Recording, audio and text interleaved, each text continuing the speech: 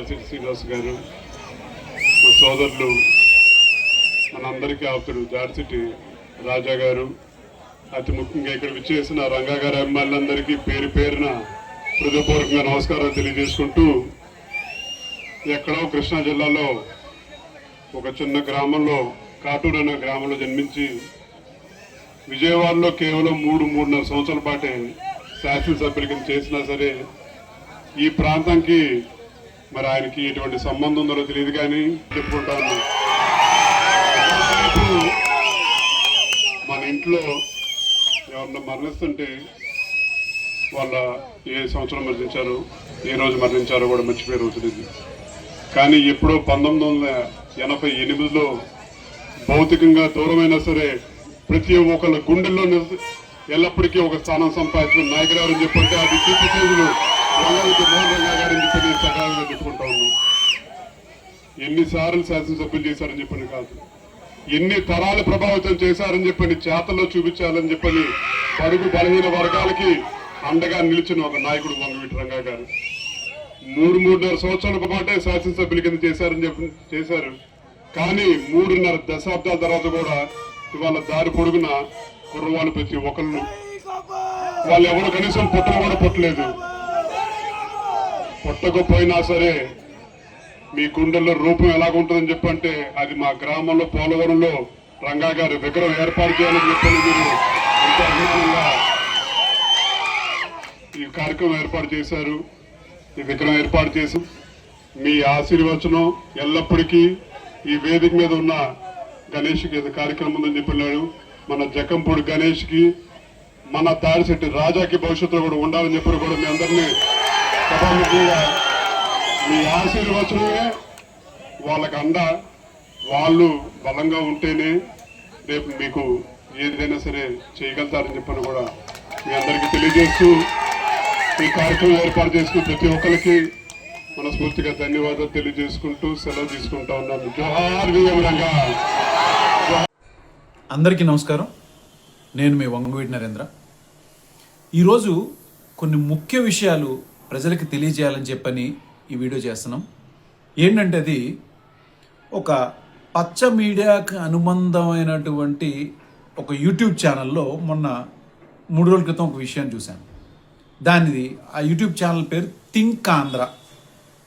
ఆ థింక్ ఆంధ్రాలో ఏం చెప్పాడంటే అతను అనేక విషయాలు మాట్లాడుతూ జగన్మోహన్ రెడ్డి గారు సత్యసాయిబాబా శత జయంతి ఉత్సవాలు జరుగుతుంటే దానికి ఆంధ్ర రాష్ట్రం ప్రభుత్వం తరపు నుంచి 10 కోట్లు కేటాయిస్తే అది కేటాయించడం తప్పు, ప్రజాధనాన్ని దుర్వినియోగం చేస్తున్నారని చెప్పని జగన్మోహన్ రెడ్డి గారు కోర్టులో పిటిషన్ వేశారు. ఇది దుర్మార్గం కాదా అని చెప్పని వాడు మాట్లాడాడు. సరే, నాకు తెలిసి జగన్మోహన్ రెడ్డి గారు అందులోనూ ఆ కార్యక్రమానికి ప్రధానమంత్రి మోడీ గారు కూడా వస్తున్నారు. నాకు తెలిసి జగన్మోహన్ రెడ్డి గారు అలాంటి వ్యక్తి కాదు.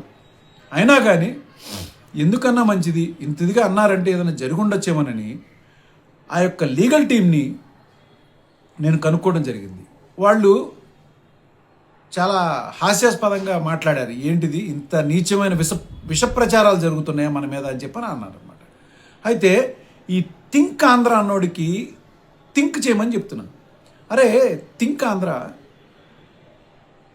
ఏదైతే చంద్రబాబు నాయుడు గారి యొక్క నీచమైన బుద్ధి ఉంది చూసావా, ఎలా 2014లో వాడుకుని మోడీ గారిని కనీసం ఆయన వయసుకి కూడా గౌరవం ఇవ్వకుండా, ఆయన పదవికి కూడా గౌరవం ఇవ్వకుండా, అవసరం తీరిపోయిందన్నాక బూతులు మాట్లాడారు చూడు.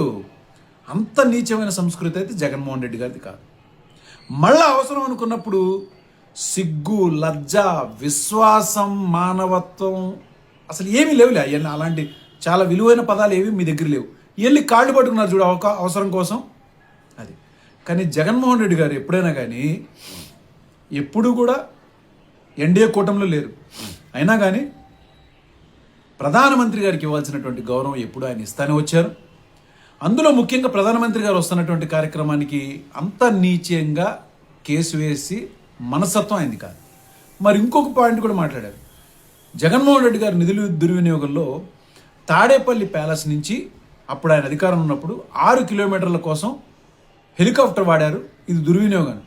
ఒరే 6 కిలోమీటర్ల కోసం ఒకసారి హెలికాప్టర్ వాడారంటే దాని యొక్క కారణాలు ఆ రోజున జరుగుతున్నటువంటి రైతుల్ని మీరు తప్పుదోవతో రెచ్చగొట్టారు చూసారా, ఇక్కడి నుంచి క్యాపిటల్ తీసేస్తున్నారని. అక్కడ జరుగుతున్న ఉద్యమం మీద నుంచి ఆ ఊరు దాటి వెళ్ళేటప్పుడు ఇబ్బంది అవుతుందేమోనని ఆ వెళ్ళి రావడం జరిగింది. కానీ గుర్తుపెట్టుకోండి, ఆయన నివాసం ఎక్కడుంది? తాడేపల్లిలో. అంటే ఆయన ముఖ్యమంత్రిగా ఉన్నప్పుడు ఎక్కడున్నాడు? తాడేపల్లి. మరి ఇప్పుడు ఈ హెలికాప్టర్ని 6 కిలోమీటర్లు వాడిన దానికి మీరు మాట్లాడుతున్నారు కదా. చంద్రబాబు నాయుడు గారు 2014 నుంచి ముఖ్యమంత్రిగానే ఉన్నారు కదా. అప్పుడు ఆయన నివాసం, అసలు నివాసం ఎక్కడుంది? హైదరాబాద్లో. మరి ఇప్పుడు ముఖ్యమంత్రిగా ఉన్నారు కదా, ఇప్పుడు నివాసం ఎక్కడుంది? ఇప్పుడు హైదరాబాద్లోనే ఉంది. చంద్రబాబు నాయుడు గారు కానీ, లోకేష్ గారు కానీ, ఆఖరికి డిప్యూటీ సీఎం పవన్ కళ్యాణ్ గారు ముగ్గురు కూడా 3 హెలికాప్టర్లని విజయవాడ హైదరాబాద్ మధ్యలో షటిల్గా వాడుతున్నారు, షటిల్ ట్రిప్పులకి. మరి దీన్ని ఏమంటారండి? ఆదా అంటారా? ఈ ఖర్చును ఆదా అంటారా? మరి ఇంకా నిధుల దుర్వినియోగం పాయింట్కి వస్తే, చంద్రబాబు నాయుడు గారు కిందటిసారి ముఖ్యమంత్రిగా ఉన్నప్పుడు హైదరాబాద్లో తన నివాసానికి రెనోవేషన్ వర్క్స్ కోసం పనిచేయించుకుంటున్నప్పుడు వాళ్ళ ఫ్యామిలీని తీసుకొచ్చి విజయవాడలో పెట్టలేదే. పార్క్ హయత్ హోటల్లో 8th ఫ్లోర్లో 3 స్వీట్స్ రూమ్స్ బుక్ చేశారు. ఆ 3 స్వీట్లు ఖరీదు రోజుకి ఎంత అనుకున్నారు? దాదాపు 3.5 లక్షలు రోజుకి. అలా 18 నెలల పాటు, అంటే దాదాపు 20 కోట్ల రూపాయల రాష్ట్రం యొక్క ఖజానా నుంచి పే చేశారా. అరే ఇది థింక్ చేయరా, డబ్బా కొడతాం కాదు, ఇది థింక్ చేయి, ఛానల్లో ఇది పెట్టు. ఇట్లా నిధుల దుర్వినియోగం ఎన్నో రకాలుగా ఎన్నో సందర్భాల్లో చేసిన దానిలో ఇంకొకటి కూడా చెప్తా. రామోజీరావు అంటే ఏమన్నా గొప్ప ఫ్రీడమ్ ఫైటరా, లేకపోతే ఆంధ్ర రాష్ట్రానికి ఏమన్నా గొప్ప ఇదేమన్నా చేశాడు ఆయన? మరి అదే రామోజీరావు గారి సంతాప సభకి ఆంధ్ర రాష్ట్రం నుంచి 10 కోట్ల రూపాయలు ఖర్చు పెట్టారు. ఎలాంటి వ్యక్తో తెలుసా ఆయన? ఆయన ఒక వ్యాపారవేత్త. ఎలాంటి వ్యాపారవేత్త అనుకున్నావు? విజయవాడ బెంజ్ సర్కిల్ దగ్గర ఆయన ఈనాడు పేపర్ కోసం స్థలం ఇస్తే ఆ స్థలాన్ని ఆయన కబ్జా చేసి అద్దె కట్టకుండా కోర్టులు వేస్తే ఆ యొక్క ఓనర్ 40 సంవత్సరాల పాటు పోరాడి కేవలం 1 సంవత్సరం క్రితమే వాళ్ళకి పాపం ఆ ల్యాండ్ దక్కింది. అలాంటి ఒక నీచమైనటువంటి వ్యాపారవేత్తని పెద్ద మహానుభావుడి కింద చిత్రీకరిస్తుంటే ఆంధ్ర రాష్ట్రం నుంచి 10 కోట్ల రూపాయలు ఇచ్చారు. ఇది కాదా దుర్వినియోగం? ఏం మాట్లాడుతున్నారు దుర్వినియోగం గురించి మీరు? అడ్డమైన డబ్బా ఛానళ్ళు పెట్టుకుని. సరే, ఇదొక ఎత్తున మాట్లాడితే, ఇప్పుడు నిన్న జరుగుతున్నటువంటి వైజాగ్లో ఇంటర్నేషనల్ సమిట్ బాగుంది. ఇంటర్నేషనల్ సమిట్ చేస్తున్నారు, మంచిదే, ఆంధ్ర రాష్ట్రానికి నిధులు వస్తాయని చెప్పని మనందరం కూడా ఎదురు చూస్తున్నాం. మరి అదే ఇంటర్నేషనల్ సమిట్ వైజాగ్లో ఎందుకు చేయాలి? మళ్ళీ అందులోనూ చంద్రబాబు నాయుడు గారు ఏం చెప్తున్నారు? Government of India has given a very big certificate regarding Vizag. Vizag is a very good, clean, neat city and with a good beaches and good infrastructure, and they have given extraordinary certificate for this particular city in entire India అన్నాడు. మరి మీ దృష్టిలోకి వస్తేనేమో Vizag extraordinary సిటీయా? మరి జగన్మోహన్ రెడ్డి గారు అమరావతిని క్యాపిటల్గానే ఉంచి వైజాగ్లో ఉన్నటువంటి infrastructure ఇమ్మీడియట్గా అడ్మినిస్ట్రేషన్కి ఉపయోగపడుతుందని చెప్పని ఆ రోజున ఆయన అక్కడ మొదలు పెడతంటే మీరు చేసిన విష ప్రచారం ఏంటి?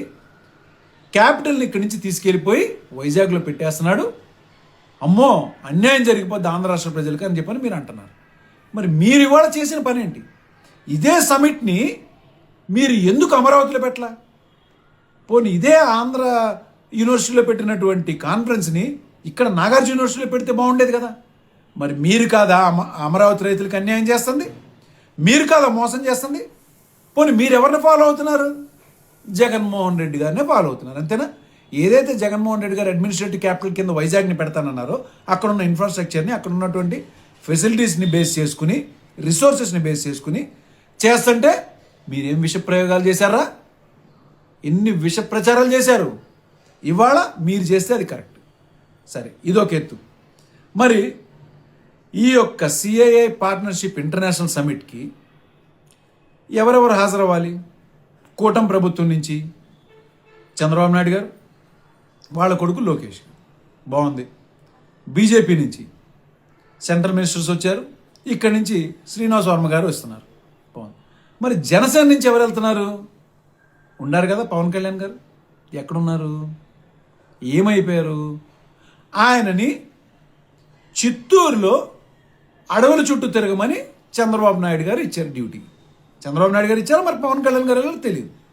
మరి ఇదే పవన్ కళ్యాణ్ గారికి ఇంత ఇంపార్టెంట్ సమిట్ అవుతుండగా ఒక్క 2 రోజుల పాటు ఆయన ఉండకుండా నాదెండ్ల మనోహర్ గారిని ఎందుకు అక్కడ కూర్చోబెట్టారు? ఇది ఆంధ్ర రాష్ట్ర ప్రజలకే కాదు, ముఖ్యంగా ఈ పనికిమాలిన బ్యాచ్ ఉంటుందే, బుర్రలేని బ్యాచ్, మా పవన్ కళ్యాణ్ గారిని ఏదో అనేశారు అని చెప్పని అడ్డమైన బూతులు పెట్టి కామెంట్లు పెడతారే, ఆ బ్యాచ్కే చెప్తున్నా. రాజకీయం మీకు తెలియటం లేదురా, ఇప్పటికైనా బుర్రగా ఉపయోగించండి రా, కాస్త చెప్పేవాడిని ఆలకించండి. మీకు ఏం తప్పులు జరుగుతున్నాయో తెలియదు మీకు ఈ రాష్ట్రంలో. ఇప్పుడు అదే పవన్ కళ్యాణ్ గారు ఏం చెప్పారు అధికారం వచ్చే ముందు? నాకు అవకాశం ఇస్తే ఈ రాష్ట్రాన్ని ఎలా నడిపించాలో చూపిస్తాను అన్నాడు ఆయన. అవునా? మరి ఇప్పుడు ఆయనకు అవకాశం వచ్చింది, నాకు ఒకటేసారి ఆయన స్టేట్మెంట్ ఏమిచ్చాడు? నాకు అడ్మినిస్ట్రేషన్ తెలియదండి, చంద్రబాబు నాయుడు గారిని నేను ఫాలో అవుతున్నప్పుడు అక్కడ లోకేష్ వెళ్ళి ఆ ఇంటర్నేషనల్ సమిట్లో కూర్చుంటే నువ్వు నాదెండ్ల మనోహర్ని పంపించడం ఏంటి? నువ్వు కదా వెళ్ళాలి, వీళ్ళు అక్కడ కూర్చుంటే కదా అసలు అడ్మినిస్ట్రేషన్ ఎలా చేయాలి. ముఖ్యంగా అంతర్జాతీయంగా ఎంతోమంది వస్తున్నప్పుడు వాళ్ళందరి దృష్టిలో కూడా నువ్వు పరిచయాలు అయ్యి ముందుకెళ్తే కదా రాష్ట్ర భవిష్యత్తు గురించి నువ్వు రేపు ఏదన్నా మంచి ఆలోచన చేయగలిగేది, నీకు అవగాహన వచ్చేది.